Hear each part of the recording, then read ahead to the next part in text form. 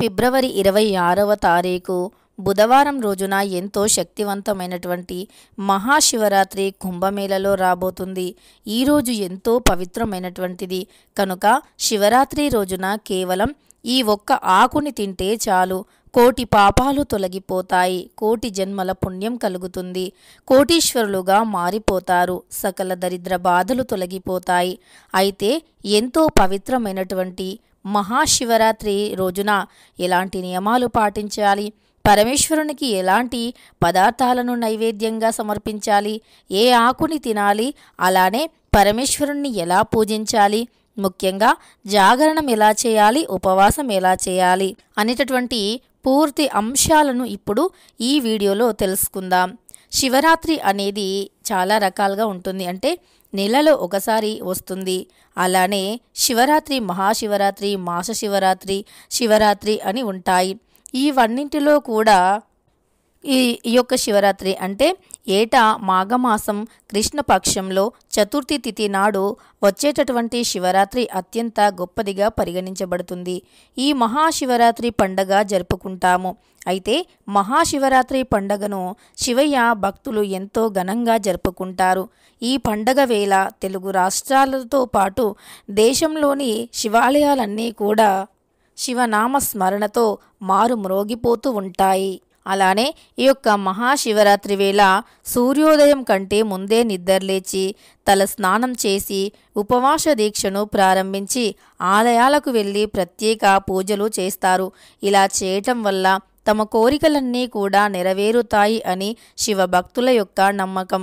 ఈ పర్వదినాన రాత్రంతా జాగరణ ఉండటం వల్ల రాత్రి సమయంలో శివుని అభిషేకం చేయటం వల్ల తేజస్సు లభిస్తుంది అని, అంతేకాదు శివయ్య యొక్క ఆరాధన మోక్ష మార్గంలో ప్రయత్నించే వారికి ఇది విశేష సమయంగా పండితులు చెబుతూ ఉన్నారు. ఇంత ప్రాధాన్యత ఉన్నటువంటి మహాశివరాత్రి ఈసారి ఫిబ్రవరి 26వ తేదీ బుధవారం నాడు వచ్చింది. ఇది ఇలా ఉండగా మహాశివరాత్రిని ఎందుకు జరుపుకుంటారు అనేటటువంటిది చాలామందికి సందేహంగా ఉంటుంది. ఎందుకని జాగరణ చేస్తారు, ఉపవాస వ్రతాన్ని ఎందుకని ఆచరిస్తారు, మహాశివరాత్రి రోజు శివుని పూజ విధి విధానానికి సంబంధించినటువంటి ఆసక్తికరమైనటువంటి విషయాల గురించి ఈ వీడియోలో చాలా స్పష్టంగా తెలుసుకుందాం. తెలుగు పంచాంగం ప్రకారం ఈ ఏడాది మాఘమాసంలోని కృష్ణపక్షంలోని చతుర్థి తిథి అంటే 26 ఫిబ్రవరి 2025 తేదీ 2025 బుధవారం ఉదయం 11:08 ప్రారంభమవుతుంది. ఈ తిథి మరుసటి రోజు సాయంత్రం అనగా ఫిబ్రవరి 27వ తేదీ ఉదయం 8:54 ముగుస్తుంది. ఈ యొక్క మహాశివరాత్రి పర్వదినాన ప్రదోష కాలంలో శివయ్యను పూజిస్తారు. కాబట్టి ఉదయం తిథిని పాటించవలసిన అవసరం లేదు.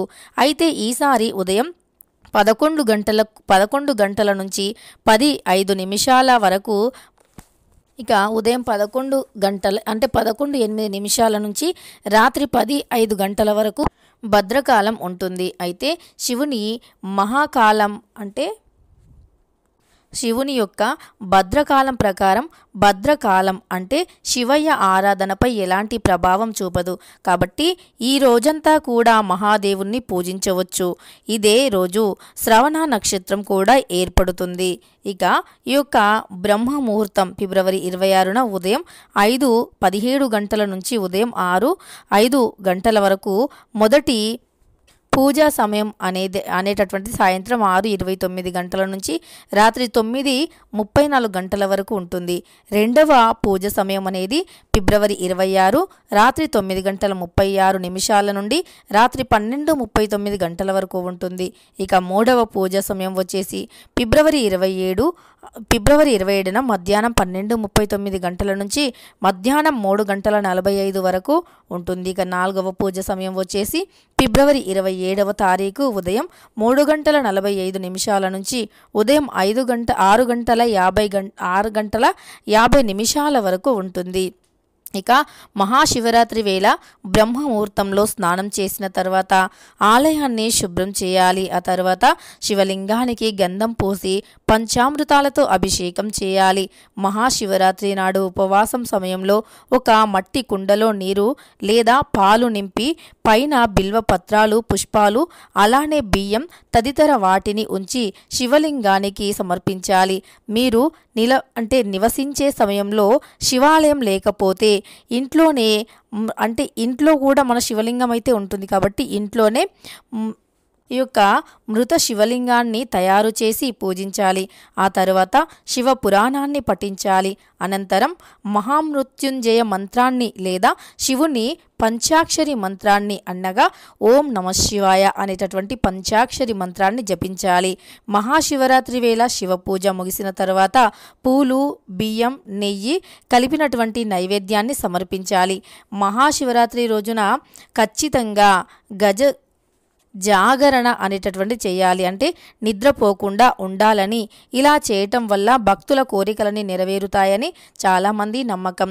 అయితే గరుడ స్కంద పద్మ అగ్ని పురాణం ప్రకారం మహాశివరాత్రి రోజున ఎవరైతే ఉపవాసం ఉంటారో వారంతా పరమేశ్వరుడు యొక్క బిల్వ పత్రాలతో పూజలు చేయాలి. అంతేకాదు మంత్రాలు తెలియని వారు సైతం కేవలం భక్తి శ్రద్ధలతో శివలింగంపై రాగి పాత్రలో నీరు పోసి శివయ్యని ఆశీస్సులు అడిగినట్లు అయితే తప్పకుండా శివయ్య ఆశీస్సులు లభిస్తాయని పండితులు చెబుతున్నారు. ఇక రాత్రి సమయంలో జాగరణ ఉండటం వల్ల శివయ్య నరకం నుంచి రక్షిస్తాడు, మోక్షాన్ని ప్రసాదిస్తాడు అని చాలామంది నమ్ముతారు. ఈ ఒక్క రోజు ఉపవాసం జాగరణ ఉంటే చాలు, ఎలాంటి తీర్థయాత్రలు, వ్రతాలు చేయవలసినటువంటి అవసరం లేదు అని శాస్త్రవచనం. కనుక ఈ శివరాత్రి రోజున ఇలాంటి నియమాలను తప్పకుండా పాటించాలి. ఇలాంటి నియమాలు పాటించిన వారి ఇంట సిరుల వర్షం కురుస్తుంది. ఎంతో పవిత్రమైనటువంటి రోజు ఈ యొక్క శివరాత్రి రోజున. ఈ పవిత్రమైనటువంటి రోజున ఈ ఒక్క ఆకుని తింటే సరిపోతుంది, దరిద్ర బాధలు తొలగిపోతాయి. చాలామంది ఉపవాసం ఉండేవారు ఏది పడితే అది తింటూ ఉంటారు.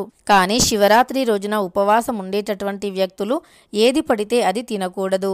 కేవలం పాలు, పండ్లు వీటితో మాత్రమే ఉపవాస దీక్షను విరమించాలి.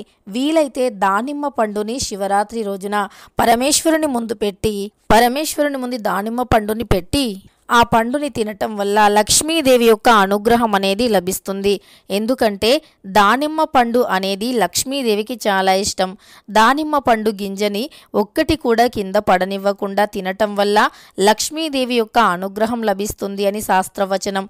కనుక దానిమ్మ పండుని తినటం వల్ల ఆరోగ్యానికి మేలు జరగటమే కాకుండా ఆరోగ్యానికి మేలు జరుగుతుంది. తక్షణం ఎనర్జీ లెవెల్స్ పెరుగుతాయి, ఇమ్యూనిటీ పవర్ పెరుగుతుంది, బ్లడ్ కూడా ఇంప్రూవ్ అవుతుంది. అలానే ఆ లక్ష్మీదేవి యొక్క అనుగ్రహం కూడా కలుగుతుంది. ఇలా ఎన్నో రకాల ఉపయోగాలు ఉన్నాయి దానిమ్మ పండుతో. కనుక దానిమ్మ పండుని తినాలి. అలానే తమలపాకులో ఏదీ కూడా వేయకుండా కేవలం కొంచెం తమలపాకుని తీసుకొని ముందుగా తమలపాకు లక్ష్మీదేవి పటం ముందు కానీ పరమేశ్వరుని యొక్క పటం ముందు కానీ పెట్టి ఆ తరువాత ఆ తమలపాకుని తీసి తమలపాకుని కొద్దిగా తీసుకొని ఓం నమ శివాయ అని తినాలి. ఎందుకంటే ఆ తమలపాకు ఆరోగ్యాన్ని, జీర్ణక్రియని కూడా మంచిగా పనిచేయడానికి ఉపయోగపడుతుంది. ముఖ్యంగా దైవాంగికమైనటువంటిది. తమలపాకు చెట్టు ఇంట్లో పెంచుకున్నా సరే మంచి ఫలితం ఉంటుంది. అలానే తమలపాకులో 3 దేవతలు కొలువై ఉంటారు అని శాస్త్రం చెబుతుంది.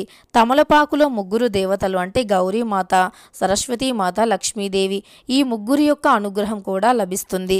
కనుక శివరాత్రి రోజున మర్చిపోకుండా కేవలం ఈ యొక్క ఆకుని మరియు దానిమ్మ పండుని తింటే సరిపోతుంది.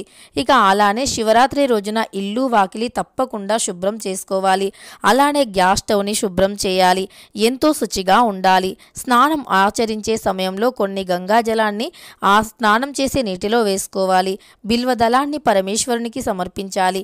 నలుపు రంగు, నీలిరంగు వంటి దుస్తులను ధరించకూడదు. చినిగిన ఉతకని దుస్తులను అస్సలు ధరించకూడదు. ఇలా చినిగిన ఉతికినటువంటి దుస్తులను ధరించడం వల్ల పరమేశ్వరుని అనుగ్రహం ఉండదు. అలానే జ్యేష్ఠాదేవి యొక్క చెడు ప్రభావం అనేది పట్టుకుంటుంది. కనుక జ్యేష్ఠాదేవి యొక్క చెడు ప్రభావం తొలగిపోయి లక్ష్మీదేవి యొక్క అనుగ్రహం అనేది పొందాలి అంటే తప్పకుండా ఈ విధమైనటువంటి నియమాలు పాటించాలి. ఏళ్ల నాటి నుండి పట్టి పీడిస్తున్నటువంటి శని దోషాలు సైతం తొలగిపోయి పుణ్యం అనేది రావాలి అంటే శివరాత్రి రోజున ఈ విధమైనటువంటి నియమాలు తప్పకుండా పాటించాలి. వీలైతే నదీ స్నానం ఆచరించాలి. ఒకవేళ నదీ స్నానం ఆచరించటం వీలు కాని వారు తప్పకుండా ఇంట్లోనే స్నానం చేసే నీటిలో ఈ విధంగా మనం చెప్పినట్టుగా ఏదైనా గంగాజలం ఉంటే వాటిని వేసుకొని అలానే ఉత్తరేణి ఆకులు కానీ బిల్వ దళాలు కానీ స్నానం చేసే నీటిలో వేసుకొని స్నానం ఆచరించాలి. ఇలా చేయటం వల్ల అదృష్టం తప్పకుండా కలిసి వస్తుంది. ఆరోగ్యం కూడా మన సొంతమవుతుంది. కష్టాలు దరిద్రాలు తొలగిపోతాయి. ఇక ఇంట్లో మాంసాహారాన్ని పొరపాటున కూడా వండకూడదు. ఈరోజు అంటే శివరాత్రి రోజున ఇంట్లో మాంసాహారాన్ని వండిన ఆహారాన్ని తిన్నా తప్పకుండా 7 జన్మల పాపాలు పట్టి కటిక దరిద్రాన్ని అనుభవిస్తారు. కోటీశ్వరుడు కూడా అడుక్కునే స్థాయికి వెళ్ళిపోతారు. కనుక ఈ యొక్క మహాశివరాత్రి రోజున పొరపాటున కూడా మాంసాహారాన్ని వండకూడదు, తినకూడదు. కేవలం మాంసాహారమే కాదు, ఉల్లి, వెల్లుల్లి, ముల్లంగి వంటివి కూడా తినకూడదు. గోమాత కోటి దేవుళ్లతో సమానమైనటువంటిది. కనుక గోమాతకి ఏదైనా ఆహారాన్ని, అవి ఏవైనా సరే ఆకుకూరలు కావచ్చు, పండ్లు కావచ్చు, ఇతర ఏవైనా సరే గోమాతకి ఆహారంగా పెట్టాలి. ఇలా ఎవరైతే శివరాత్రి రోజున గోమాతకు ఈ ఆహారాన్ని పెడతారో వారికి కోటి దేవుళ్ళ యొక్క అనుగ్రహం లభిస్తుంది. శివరాత్రి రోజున గుమ్మానికి మామిడి తోరణాలు కట్టడం మర్చిపోవద్దు. గుమ్మాన్ని అలంకరించి గుమ్మం పక్కన ఒక గ్లాసులో కానీ రాగి చెంబులో కానీ కొన్ని పాలను పోసి పెట్టాలి. పాలు అంటే పరమేశ్వరునికి చాలా ఇష్టం. అలానే ఇంట్లో శివలింగానికి కొద్దిగా విభూదిని తప్పకుండా పెట్టాలి. ఇలా విభూదిని శివలింగానికి పెట్టటం వల్ల మనకు పరమేశ్వరుని యొక్క సంపూర్ణ అనుగ్రహం లభిస్తుంది. అలానే ఇవి ఏవి చేసినా చేయకపోయినా రుద్రాభిషేకం, పంచామృతాలతో అభిషేకం ఇవేవి చేయకపోయినా పేదవారికి కానీ మూగజీవులకి కానీ ఏదైనా ఆహారాన్ని వారికి ఇవ్వాలి. అలా ఇచ్చిన తర్వాత ఒక చెంబెడు నీటిని తీసుకొని పరమేశ్వరునిపై నుండి నీటిని కేవలం ఒకే ఒక్క చెంబెడు నీటిని తీసుకొని శివలింగం పై నుండి పోయాలి. అలా పోసేటప్పుడు ఓం నమః శివాయ అనుకుంటూ పోయాలి. ఇలా అభిషేకం ఎంత భక్తి శ్రద్ధలతో చేస్తే అంత మంచి ఫలితం అనేది కలుగుతుంది. కనుక ఈ శక్తివంతమైనటువంటి శివరాత్రి రోజున తప్పకుండా ఈ విధమైనటువంటి నియమాలు ఆచరిస్తూ పరమేశ్వరుణ్ణి పూజించండి. అలానే గోర్లు కట్ చేయటం, జుట్టు కట్ చేయటం వంటివి అస్సలు చేయకూడదు. ఈ శివరాత్రి రోజున ఎంతో పవిత్రమైనటువంటి ఈ శివరాత్రి రోజున అలా చేస్తే పరమేశ్వరుని యొక్క అనుగ్రహం కాకుండా ఆగ్రహానికి గురి కావాల్సి వస్తుంది. ఇక తెలుసుకున్నారు కదా మహాశివరాత్రి రోజున ఏ విధంగా నియమాలు పాటించాలి, అలానే ఏది తినాలి, ఏది తినకూడదు అనేటటువంటి అంశాలను. వీడియో నచ్చితే లైక్ చేయడం మర్చిపోకండి. ఇలాంటి ఎన్నో వీడియోస్ కోసం ఛానల్ని తప్పకుండా సబ్స్క్రైబ్ చేసుకోండి.